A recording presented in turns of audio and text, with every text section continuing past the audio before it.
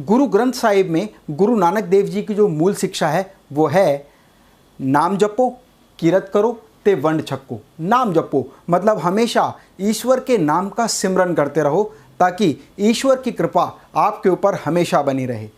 किरत करो मतलब कड़ी मेहनत से काम करो और कड़ी मेहनत से काम करने पर कमाया पैसा ही आपके परिवार के लिए फलदायी होगा। और वंड छक्को मतलब मिल बांट कर खाओ।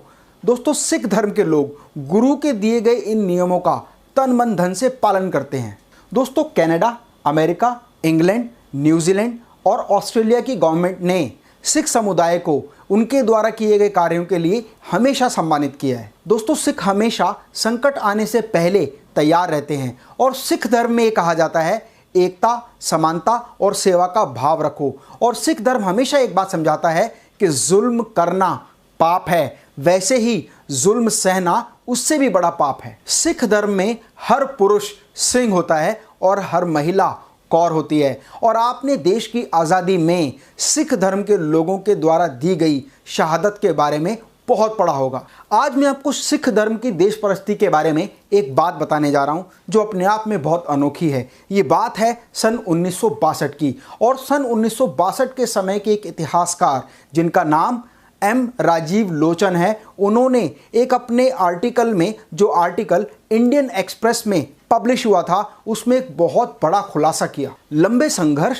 और बहुत सारी कुर्बानियों के बाद भारत देश आज़ाद हो गया था। और आज़ाद होने के बाद वो अपनी आर्थिक प्रगति की ओर बढ़ ही रहा था कि 1962 में चीन ने भारत पर हमला कर दिया। ऐसे नाजुक समय में देश की अर्थव्यवस्था को मजबूत करने के लिए उस समय की सरकार ने NDF मतलब नेशनल डिफेंस फंड की स्थापना की और देशवासियों से एक अनुरोध किया कि आप दिल खोलकर नगद व सोना दान करें ताकि हम आर्थिक रूप में मजबूत हों और देश को प्रगति की ओर ले जाएं और चाइना से युद्ध में हमें सहायता मिले। देश पर आए संकट के इस नाजुक समय में प्रत्येक राज्य के देशवासी ने खुलकर नगद व सोने के रूप में भारत का सहयोग किया। और उस समय सिख समुदाय और पंजाब के लोगों द्वारा दिए गए योगदान को देखकर पूरा भारत दंग रह गया। NDF यानी नेशनल डिफेंस फंड के आंकड़ों के अनुसार 28 नवंबर 1962 को पूरे भारतवर्ष से जो कलेक्शन आया वो 8 करोड़ रुपए का था। और उस 8 करोड़ की राशि में 46% का जो रिवेन्यू रिसीव हुआ वो केवल पंजाब और सिख समुदाय से हुआ। मतलब 8 करोड़ में से 3.68 करोड़ रुपीस केवल पंजाब और सिख समुदाय ने दिए। पूरे देश से जो गोल्ड योगदान के रूप में प्राप्त हुआ था वो 257 किलो 32 ग्राम था, जिनमें से अकेले पंजाब ने 252 किलो सोना, गहने और वो गोल्ड मेडल जो महाराजा रंजीत सिंह के शासनकाल में लोगों ने जीते थे वो भी शामिल थे, जिनकी गिनती 12,000 थी।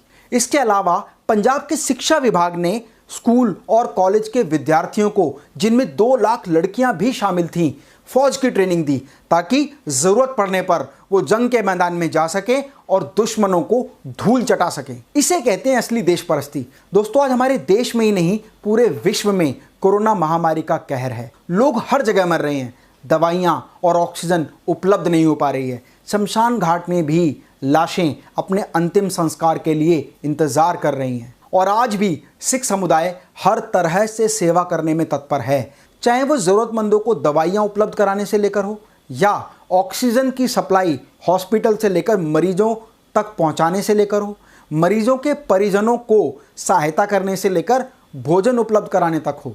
सिख समुदाय हर तरह से तत्पर है और निडर होकर उनकी सेवा में सबसे आगे खड़ा है। इसीलिए कहते हैं गुरु गोविंद सिंह जी के बंदे अपनी जान की परवाह किए बिना सदियों से मानवता की सेवा करते आए हैं, करते हैं और करते रहेंगे।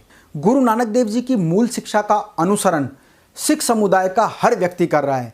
मेरा आप लोगों से रिक्वेस्ट है कि इस वीडियो को देश के हर नागरिक के साथ शेयर करें ताकि वो भी सिख समुदाय की तरह कंधे से कंधा मिलाकर हर समस्या में देश के साथ खड़ा हो और एक मानवता की सच्ची मिसाल दे।